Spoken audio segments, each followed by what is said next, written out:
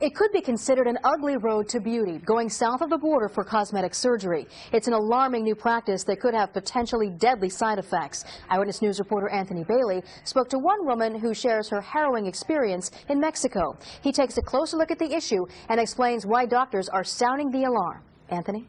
Well, Lisa, in today's nip and tuck world, it seems more and more people are looking for quick and easy makeovers. For most, though, it's a costly fantasy that's way out of reach. But for at least one local woman, she thought she'd found a way to make it happen.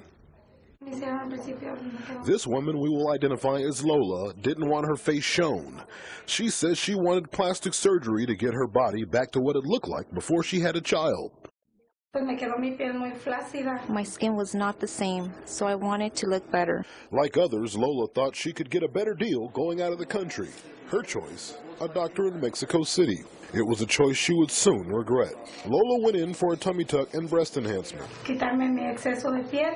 Take off excess skin, take off the stretch marks, and lift my breast a little. And came out with a lot of trouble. Days after the surgery, she still had open wounds, a problem that prevented her from coming home to Bakersfield. The first time, they didn't let me fly. They took me off the plane because I had discharge coming out from my wound. That's how the doctors left me. It would be over 4 months before she could return to the U.S. to see her family. Still recovering from her surgery, she arrived home and a family doctor referred her for help. These are now the most common sort of implants that we do. Dr. Vipul Dev is a licensed plastic surgeon. He says the number of women getting surgery by unqualified doctors is skyrocketing. Today's climate, because of the economic crisis, what we're seeing is more and more people looking for bargains. Places such as Tijuana, Mexico, Mexico City, South America, sometimes places in Europe and Southeast Asia. Dev says although women save on the front side, the long-term costs quickly multiply. A cosmetic procedure now becomes a relatively complex reconstructive procedure. For me.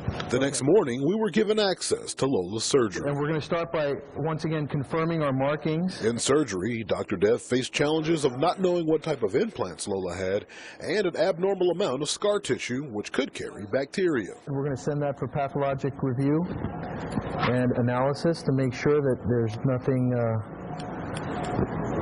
strange growing from the tissue. 90 minutes later, the surgery was complete and Lola was one step closer to returning to normal. We'll see her tomorrow in about 24 hours for a follow-up, and then we'll see her every week for the next 4 to 6 weeks. Now, we actually caught up with Lola a couple of weeks after the surgery, and in part 2 of this plastic surgery nightmare, we find out what she thought of the whole ordeal and what advice she has for those thinking of doing what she did. Guys, back to you.